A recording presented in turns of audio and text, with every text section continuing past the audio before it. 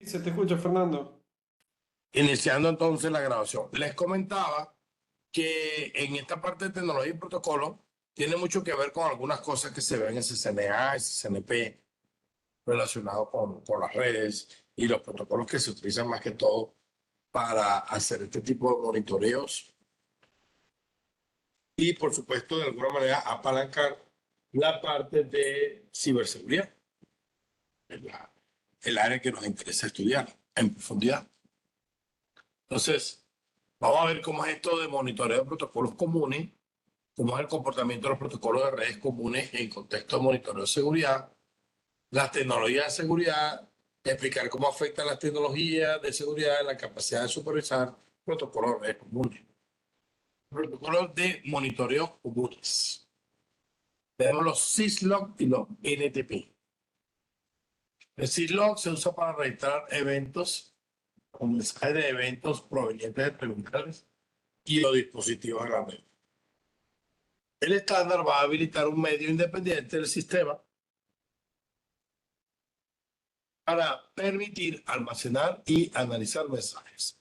Muchos tipos de estos proveedores diferentes utilizan syslog para enviar entradas de registros a servidores centrales que ejecutan un daemon de syslog. Esta centralización de recopilación de registros ayuda a poner en práctica el monitoreo de seguridad.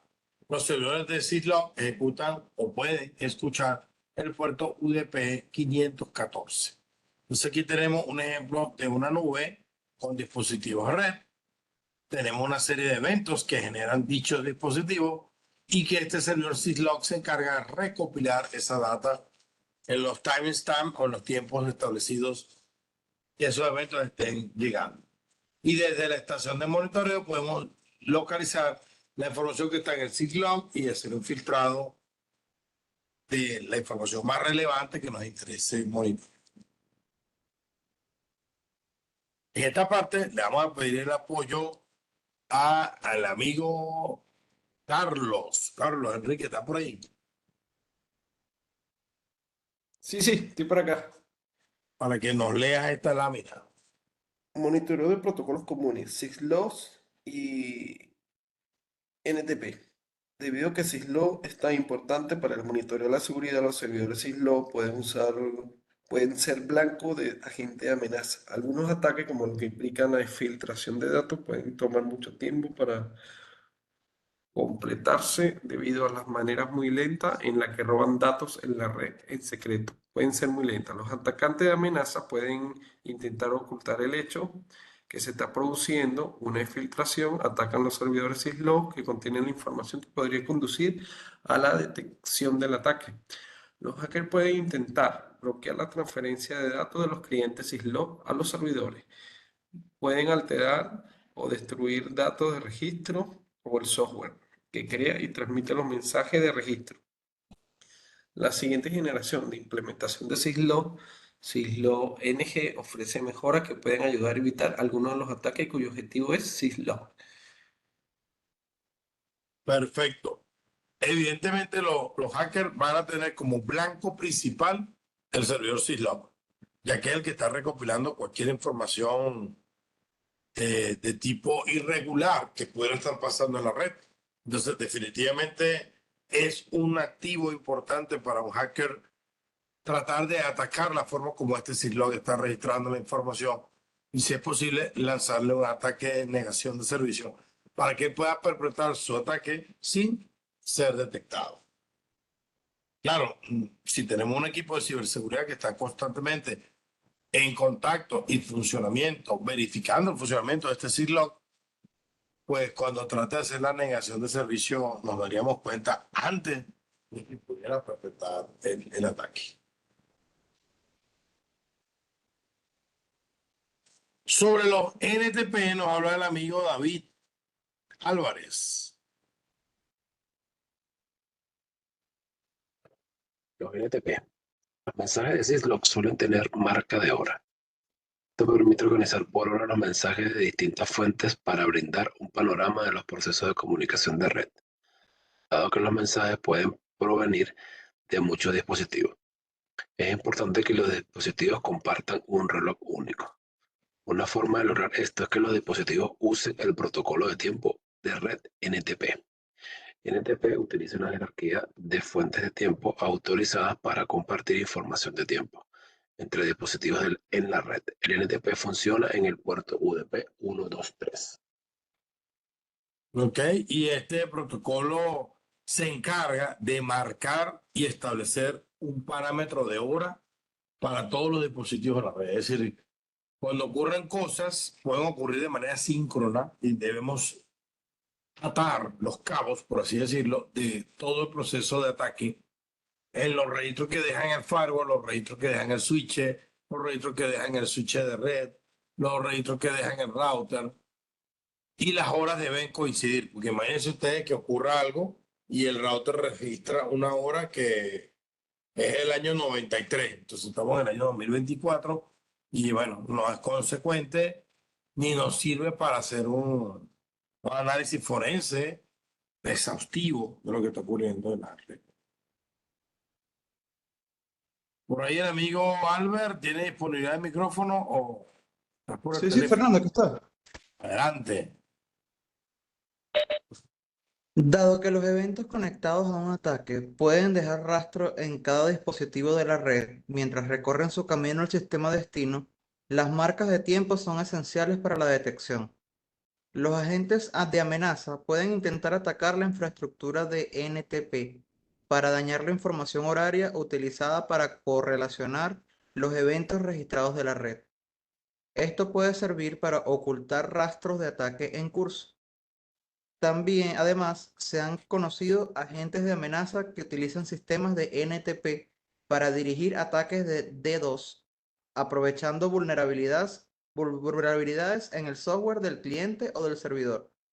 Mientras que estos ataques no necesariamente dañan los datos de monitoreo de seguridad, pueden interrumpir la disponibilidad de la red.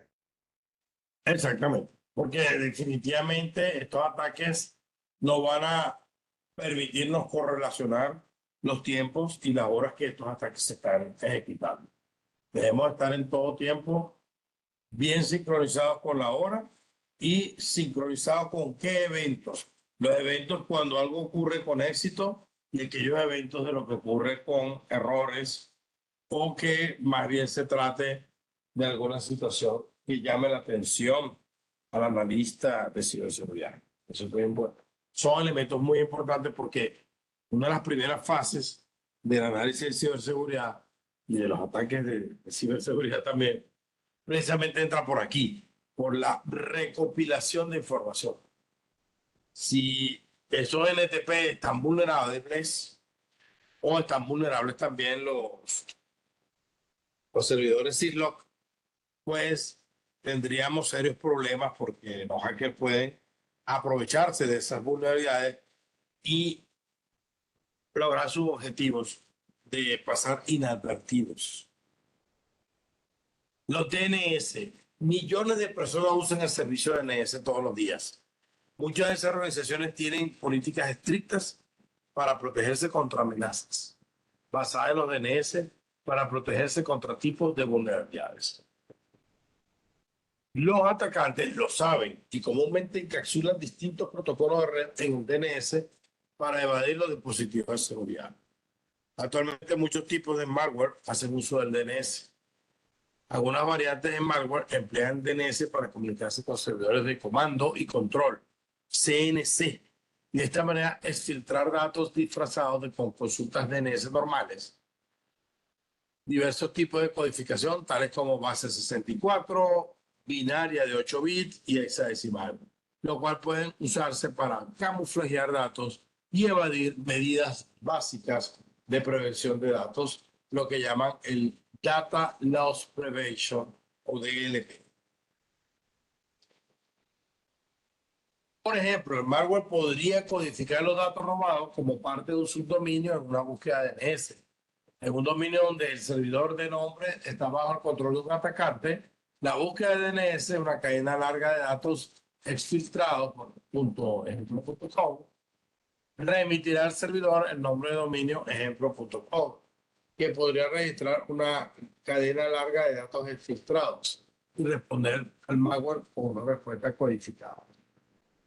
Los datos filtrados son el texto codificado de lo que se ve en el cuadro y el agente de amenaza recoge estos datos codificados, los decodifica y los combina. Y de esta manera obtiene acceso a archivos de datos completos, por ejemplo, una base de datos de nombres, de usuario o de contraseñas. Entonces aquí vemos la consulta acerca del DNS con cadenas aleatorias filtradas, sample.com. Y estos datos filtrados están codificados en base 64, ocultos como subdominios dentro del dominio principal. Es probable que parte del subdominio de tales solicitudes sea más larga que las solicitudes habituales. Los ciberanalistas pueden utilizar la distribución de longitudes de subdominio dentro de solicitudes DNS para construir un modelo matemático que describa lo que es normal. Este modelo puede resultar fácil de comparar las observaciones e identificar un abuso del proceso de consultas DNS. La consulta DNS para nombre de dominio generado aleatoriamente o subdominio extremadamente largo que aparecen aleatorios se puede considerar sospechoso, especialmente si su aparición provoca aumentos excesivos en la utilización del servicio. Los registros de proxy y DNS pueden analizarse para detectar condiciones. Otra opción es usar los servicios como el DNS pasivo de Cisco Umbrella para bloquear solicitudes a dominios sospechosos de comando y control o CNC y de ataque por parte de los ciberseguridad. Ahí el amigo Carlos, HTTP y HTTPS. HTTP y HTTPS. El protocolo de transferencia de hipertexto es el protocolo troncal de la red informática mundial, World Wide Web. Sin embargo, toda la información que se transporta mediante HTTP se transmite como texto plano de la computadora de origen hasta el destino de Internet. HTTP no protege los datos de atacantes que deseen alterarlo o interceptarlo, lo que constituye una grave amenaza a la privacidad, identidad y seguridad de la información. Toda actividad de navegación debe considerarse en riesgo. Exactamente. Toda la actividad de navegación con HTTP solo es un riesgo. Lo ideal sería que se apalanque con el protocolo TLS que trabaja con HTTPS y de alguna manera tenemos la información más segura. Encriptada, claro. Correcto. El amigo David, con respecto al HTTPS. Un ataque común de HTTP se denomina inyección de iframe inline frame. Durante la inyección de iframes, un agente de amenaza ataca un servidor web y planta código malicioso que genera un iframe invisible en una página web comúnmente visitada. Cuando se carga el iframe, se descarga malware, normalmente desde una dirección URL diferente de la página web que contiene el código del iframe. Los servicios de seguridad de red, como el filtrado de reputación web de Cisco, pueden detectar cuando un sitio web intenta enviar contenido desde un sitio web que no es de confianza al host, incluso cuando se envía desde un iframe. Exacto. Y ahí vemos un diagrama donde aparece la computadora, el cliente, el filtrado de reputación de Cisco Web. Va a aplicarse en la página para verificar todos los barcos o todas las frames de esa página. Si el sitio web de confianza, la página web que se ingresó, se va a acceder a todas las páginas. Los servidores web no asociados a un sitio de confianza pueden contener software malicioso. Si ustedes se recuerdan que anteriormente para entrar a nuestra página del curso de ciberseguridad, hacíamos uso de la página que se llama Skills for All. ¿Sí se acuerdan? Esto fue precisamente para el momento que ustedes se inscribieron en este curso hace unos meses atrás. ¿Sí? ¿Se recuerdan de ese dominio? El dominio llamado Skills for All. Sí, correcto. Sí, de hecho, hicimos varios cursos ahí. Ajá. No sé si ustedes han entrado en una que es Skill for All, sin la S. Skill for All. Esa es una página que no es de confianza. Entonces, pudiera enganchar a alguien que cree que va a entrar en Skillfrog y está entrando en una página que no tiene nada que ver con Skillfrog. Entonces, de alguna manera, puede presentar un ataque de inyección. Aunque Skillfrog sin ese no dice nada de NetAttack o de Skillfrog como tal. Entonces, hasta ahora, creo que hoy en día, si tú escribes Skillfrog, te va a redirigir a NetAttack.com porque acuérdense que esa fue la página final que quedó en la migración. Excelente, David. Allí el amigo Albert, HTTP y HTTPS la continuación.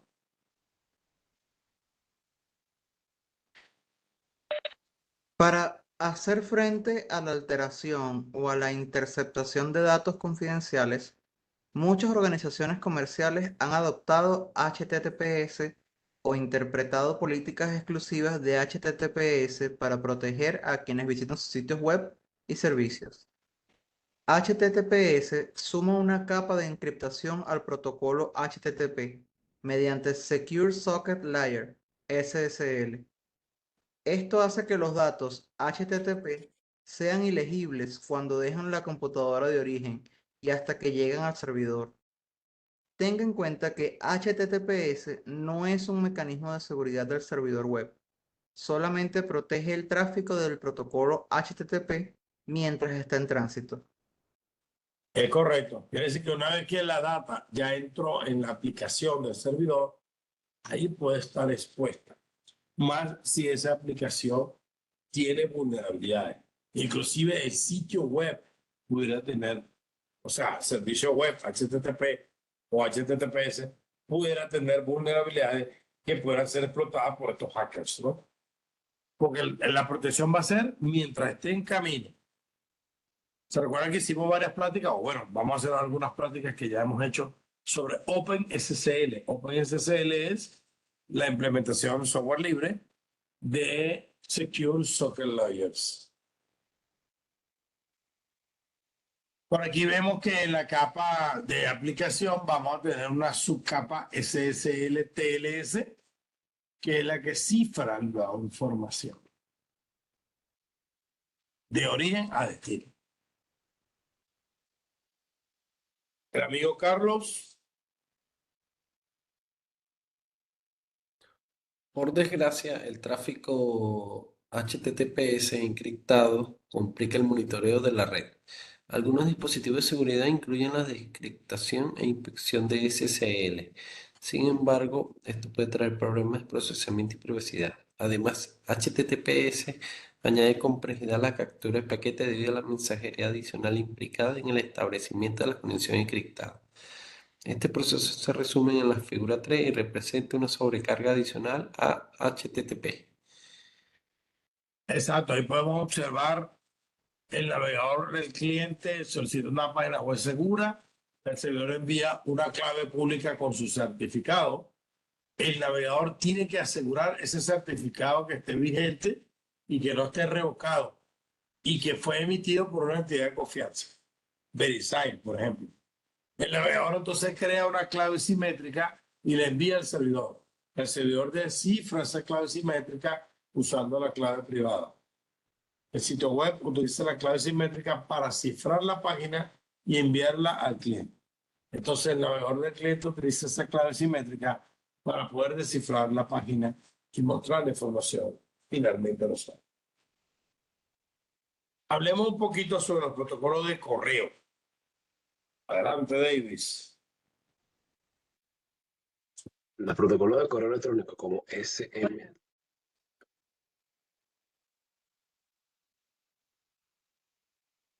Vamos a escuchar otra vez.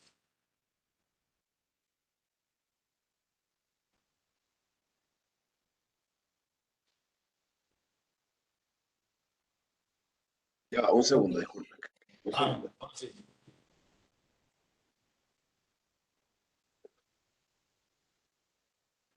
Los protocolos de correo electrónico como SMTP y POP3 e IMAP pueden usarse para diseminar malware, exfiltrar datos, hacer canales a servidores como CNC. Command and Control de malware.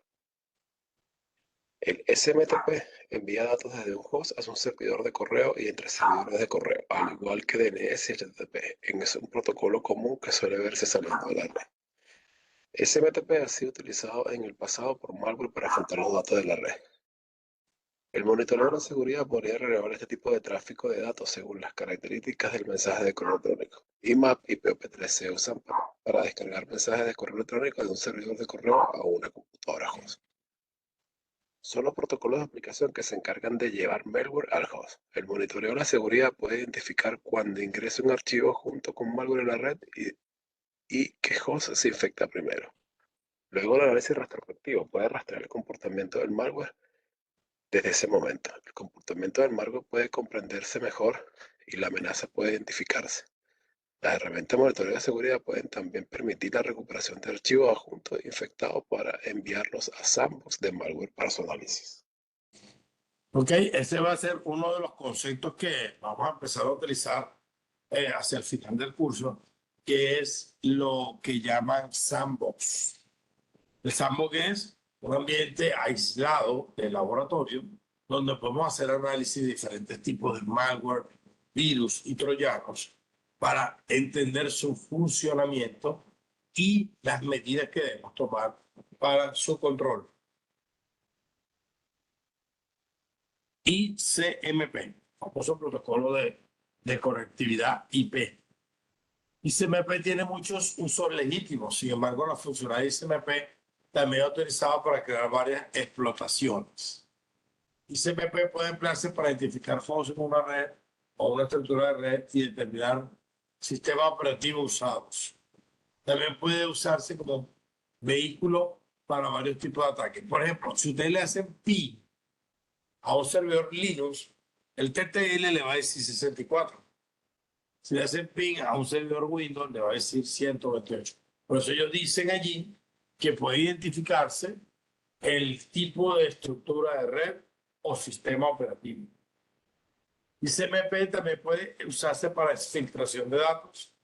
Algunas de las variedades de malware que utilizan paquetes ICMP que son elaborados para transferir archivos desde hosts infectados hacia actores de amenaza mediante el protocolo de tunelización ICMP, como el exploit locking. Existen una serie de herramientas para crear túneles. Busque en internet pin tunnel para explorar cada una de ellas. También hay un famoso pin de la muerte que provoca una negación de servicio si no es detectado correctamente. Hablemos de las tecnologías de seguridad. Ya hemos visto el tema de la lista de acceso. Una de las ventajas que tiene es poder monitorear y contribuir con cómo podemos evaluar las protecciones de seguridad de la red. Nos ayuda a... Muchas veces podemos confiarnos en que estamos seguros y no así. En la figura se simplifica un uso de un ACL para autorizar solamente determinados tipos de tráfico de PIN o de ICMP. El servidor que tiene la IP 192.168.1.10 forma parte de la red interna y tiene permitido enviar solicitud de PIN al host externo 209.165.201.3. El tráfico ICMP de retorno al host externo está autorizado si se trata de una respuesta ICMP, un mensaje source quench que le indica el origen que reduzca el ritmo del tráfico y cualquier mensaje ICMP inalcanzable. Todos los demás tipos de ICMP se niegan. Entonces, aquí podemos ver una breve zoom de las reglas que estamos poniendo en el router 1 para source quench y para any igual any packet too big o any parameter problem o any problem quench. Los atacantes pueden determinar qué direcciones IP, protocolos o puertos están autorizados por la lista de acceso. Esto se puede hacer mediante el escaneo de puertos, prueba de penetración, mediante otras formas de reconocimiento. Los atacantes pueden crear paquetes que utilicen direcciones IP de orígenes falsificados. Las aplicaciones pueden entablar conexiones con puertos arbitrarios. Otra característica del tráfico de protocolo también puede manipularse como el marcador establecido en segmentos TCP. Las reglas no pueden preverse y considerarse para todas las técnicas de manipulación de paquetes que surgen. Para detectar la manipulación de paquetes y reaccionar ante ella, deben tomarse medidas más sofisticadas con base al comportamiento y el contexto. Los firewalls de última generación de Cisco y la protección avanzada contra malware o AMP en los dispositivos de correo electrónico y contenido web pueden abordar las deficiencias, en cuanto a medidas de seguridad con base a esas reglas. Adelante, Albert. Esto se ve en el módulo CCNA 3 de Cisco, llamado ENSA. NAT y PAT. Ok.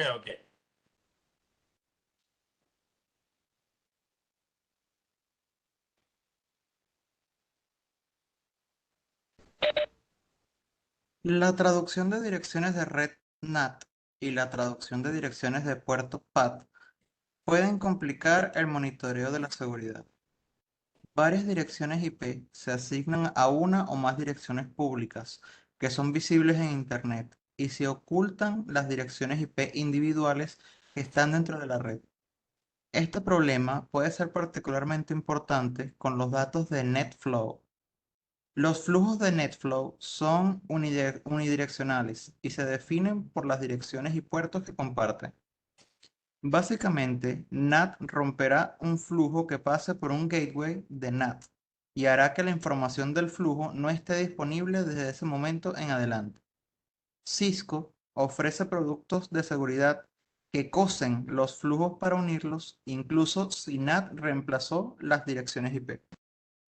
Exactamente.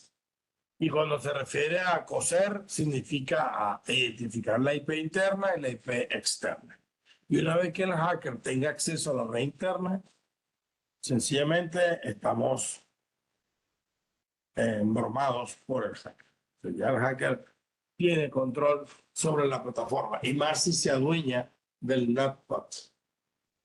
Se recuerda que el NatPat era una estrategia que se inventó en los años 90 para sopesar o para resolver el problema de la falta de direcciones IP y la conectividad a Internet. Sí logró su objetivo, pero el objetivo era de uso temporal. Sin embargo, hoy, a más de casi 30 años que fue diseñado NAT y PAT, todavía se usa, pero es un producto que tiene 30 años. Lo ideal sería que ya empecemos a migrar a IPv6, que es la conectividad extremo-extremo nativa ideal para estos casos. Carlos.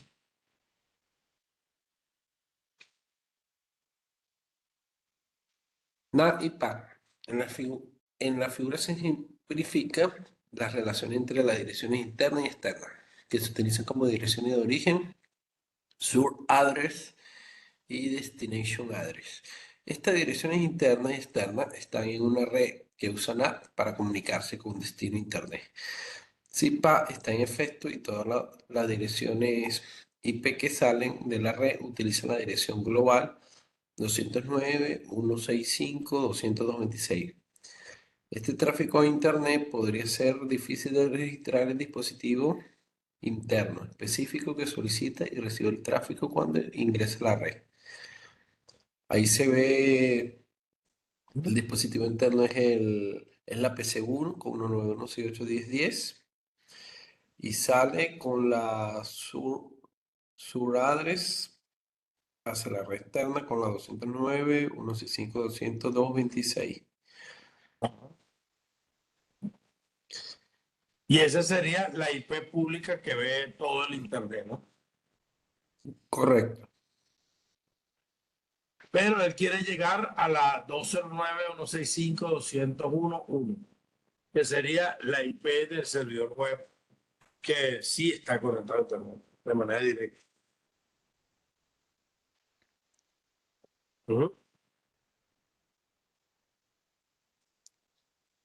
Adelante, David, encriptación, encapsulamiento y tunelización.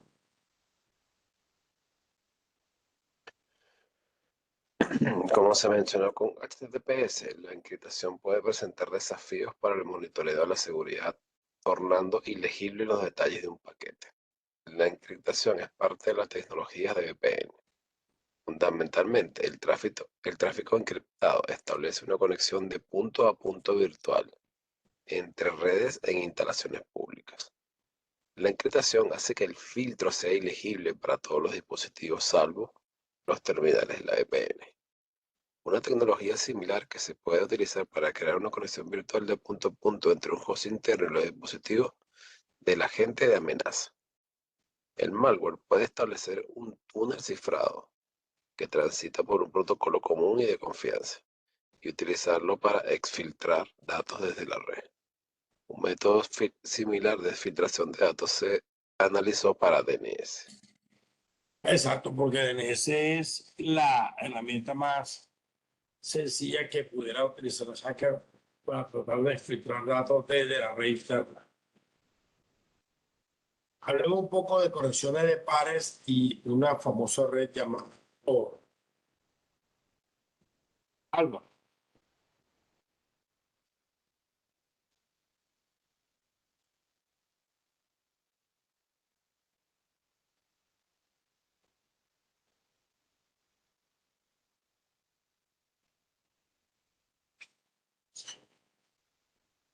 ¿Está disponible, Álvaro?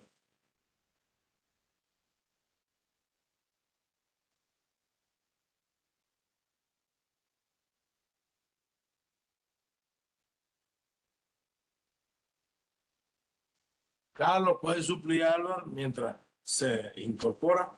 Conexión de red entre pares y Tor. En las redes peer-to-peer, los hosts pueden operar tanto en roles como cliente como servidor. Existen tres tipos de aplicaciones peer-to-peer: uso compartido de archivo, uso compartido de procesador y mensajería instantánea. En las redes peer-to-peer de uso compartido de archivo, los archivos de una máquina participante se comparten con los miembros de la red peer-to-peer.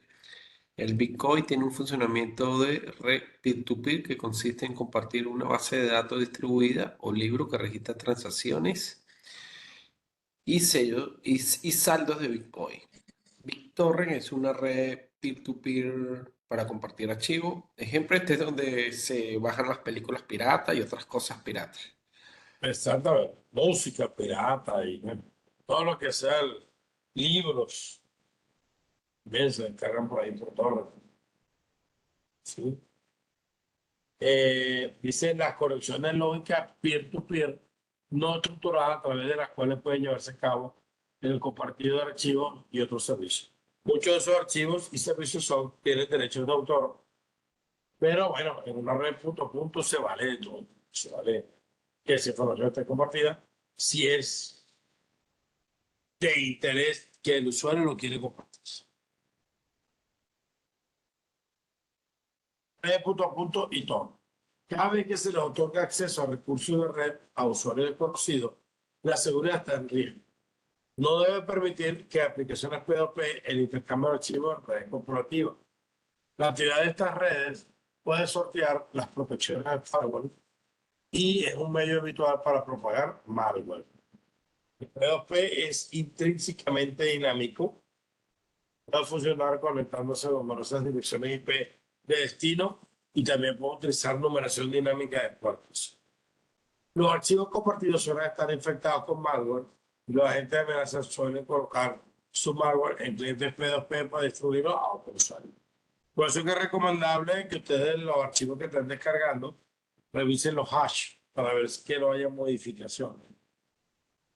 Si la red P2P de uso compartido, los de procesadores clonan ciclos de procesador para tareas de informática distribuida. Entre ellas, minar. O sea, hay una aplicación de P2P que mientras tú crees que va descargando música, está aprovechando para generar, usar tu CPU para generar bitcoins, sin darte absolutamente ningún beneficio a ti, que eres el que tiene el CPU, ¿no? La investigación científica y sobre el cáncer en busca de extraterrestres utiliza ciclos de procesador tornados para distribuir tareas informáticas. Otro que también se ve mucho es un software que se utiliza para hacer una investigación del cáncer. Entonces, ahí hay análisis y programas que tú corres y corre como un protector de pantalla, pero internamente está contribuyendo al apoyo a la ciencia a descubrir los patrones del cáncer. La mensajería instantánea OIM también se considera un peer-to-peer. La mensajería instantánea tiene un valor legítimo dentro de las organizaciones. Tienen equipos de proyectos distribuidos geográficamente. En este caso, hay disponibles aplicaciones de mensajería como Webex Team o simplemente Webex, que son las más seguras mensajería instantánea. De hecho, los mensajes que ustedes están recibiendo de mí y la información de esta reunión está siendo encriptada durante el tráfico. Y cuando ustedes ven la grabación también está cifrada. De tal manera que nadie que no tenga acceso no pudiera ver esa información. Adelante, el amigo David. Tor es una plataforma de software y una red de hosts peer-to-peer que funcionan como enrutadores de Internet en la red de Tor. La red de Tor permite a los usuarios navegar por Internet de forma anónima mediante el uso de un navegador especial. Cuando se inicia una sesión de navegación, el navegador crea una ruta con capas de extremo a extremo encriptadas en toda la red del servidor Tor. Cada capa encriptada se pela como las capas de una cebolla, por eso el nombre de enrutamiento tipo cebolla. A medida que el tráfico atraviesa un retransmisor de Tor, las capas contienen información encriptada de siguiente salto que solamente pueden leer el router que necesita leer la información. De esta manera, ningún dispositivo que conoce toda la ruta y el destino y la información de rutamiento solo puede ser leída por el dispositivo que la necesita. Finalmente, al final de la ruta Tor, el tráfico llega a su destino de Internet. Cuando el tráfico regresa al origen, se crea una ruta con capas encriptadas nuevamente. Y se mantiene encriptado durante todo el tiempo, lo cual el Tor es una herramienta que usan muchos hackers para protegerse que sean descubiertos. Pero bueno, el gobierno o los gobiernos van a solicitar que tengamos acceso a parte de la información del Tor para poder detectar a alguien que está tratando de traficar con drogas o que está realizando alguna actividad delictiva en la red. Entonces, algunas veces se hace falta la colaboración para poder descubrir la contraseña o mejor dicho, el cifrado de la comunicación y descifrar realmente qué tipo de información que se está transmitiendo. Adelante, Albert, ahora sí, creo que sí tiene acceso. Tor, ya, un momento. Tor presenta varios desafíos para los analistas de ciberseguridad. Primero, Tor es ampliamente utilizado por organizaciones delictivas en la red oscura. O Deep Web. Además, Tor se ha utilizado como un canal de comunicaciones para CNC de malware. Como la dirección IP de destino del tráfico de Tor está ofuscada por la encriptación y solo se conoce el nodo Tor de siguiente salto, el tráfico de Tor evita las listas de bloqueo que se han configurado en los dispositivos de seguridad. Y de esta manera, pues puede saltar una política de seguridad establecida en la organización. Entonces, sobre todo de un usuario crea una ruta aleatoria con la red de retransmisores de Tor y la flecha violeta indican que el contenido del paquete fue cifrado. Hasta que llega por fin al usuario final, donde se desencripta la información para el cliente o el servidor actual. Carlos, el libro de Carver. Equilibrio de carga. Implica la distribución del tráfico entre dispositivos o rutas de redes para no sobrecargar los recursos de la red con demasiado tráfico. Si existen recursos redundantes o algoritmos dispositivos de equilibrio de carga, se encargará de distribuir el tráfico entre esos recursos como se ve en la figura. Una forma de hacerlo es en Internet, es a través de varias técnicas que utilizan DNS para enviar tráfico a recursos que tienen el mismo nombre de dominio, pero varias direcciones de IP. El usuario quiere visitar sempro.com, consulta DNS enviada. El servidor local no tiene ningún registro para sempro.com, consulta otros servidores, va hacia el balanceador en la búsqueda de sempro.com. También hay otros dispositivos como el A10 y otros equipos que hacen este trabajo también, aparte de proxies también. Ajá. Y de esta manera pueden ayudarse a equilibrar la carga, ¿no? Balanceo de carga. En algunos casos, la distribución puede realizarse a servidores distribuidos geográficamente. Esto puede resultar en que una sola transacción de Internet esté representada por múltiples direcciones IP de paquetes digitales.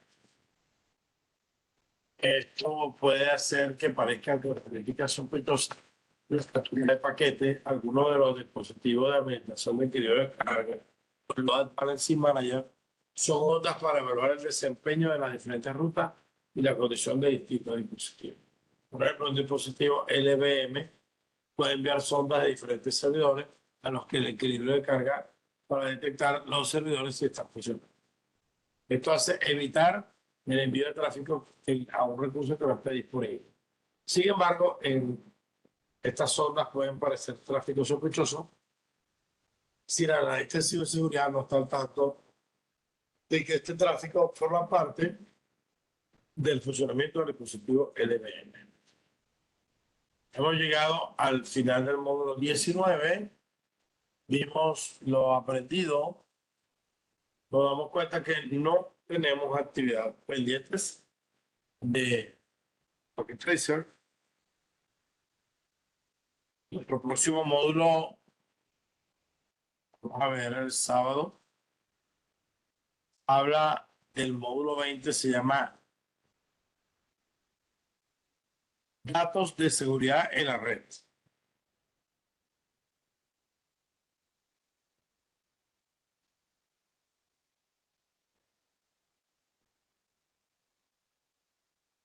Aquí va a haber una serie de laboratorios diseñados para trabajar con equipos físicos.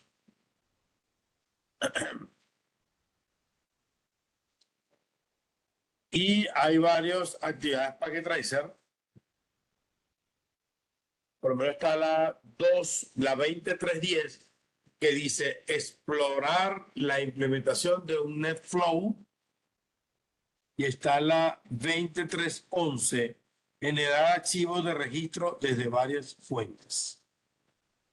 O un syslog, ¿no? Entonces, esas prácticas, esas últimas dos que les mencioné, las vamos a colocar a la lista de tareas que tenemos por ahí.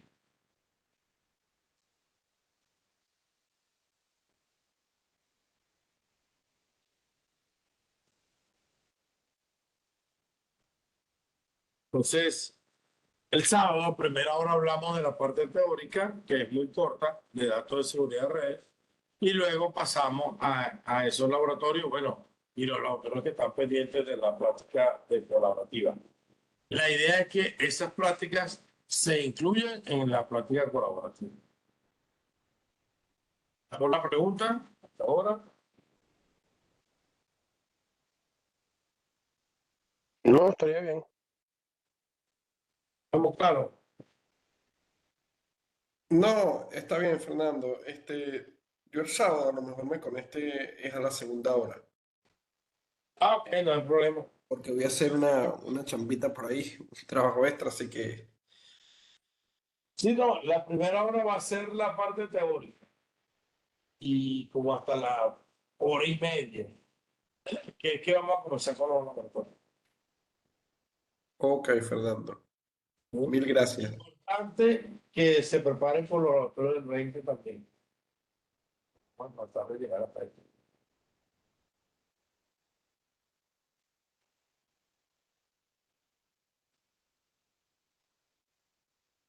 Bueno, nos vemos entonces el día sábado, ¿sí?